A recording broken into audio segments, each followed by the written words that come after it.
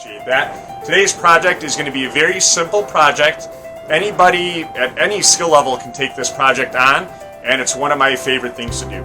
We're going to take a piece of reclaimed lumber, and this piece I got from the Great Lakes Yard Lumber Yard right here on Lake Street in Chicago. We'll put a link there so you can check out Megan's lumber yard there. And this piece of lumber has a little story to tell. It's from a home in Logan Square somewhere. We don't know much more than that, but like any piece of reclaimed lumber, I love the character that we're going to get with this piece of wood right here. We've got the lines here from the plaster, and we've got nail holes. And as far as I'm concerned, the more character and the more gnarliness, the better it is, and the cooler it's going to look when we get it up on the wall in the house.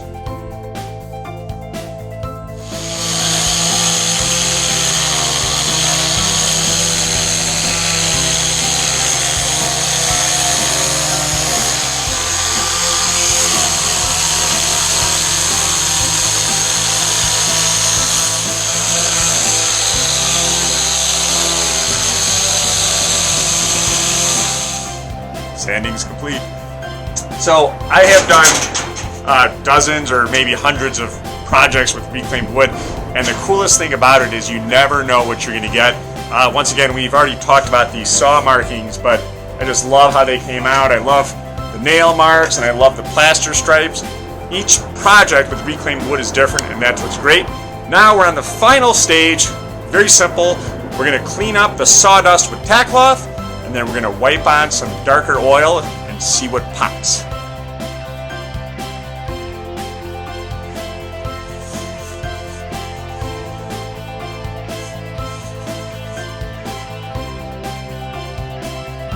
Oil. So what I like to do is just get the rag kind of oiled up, and we're going to just kind of buff it on. We're going to wipe it on. We want to avoid dark spots. We just kind of want to wipe it through the wood with the grain, kind of buff it in.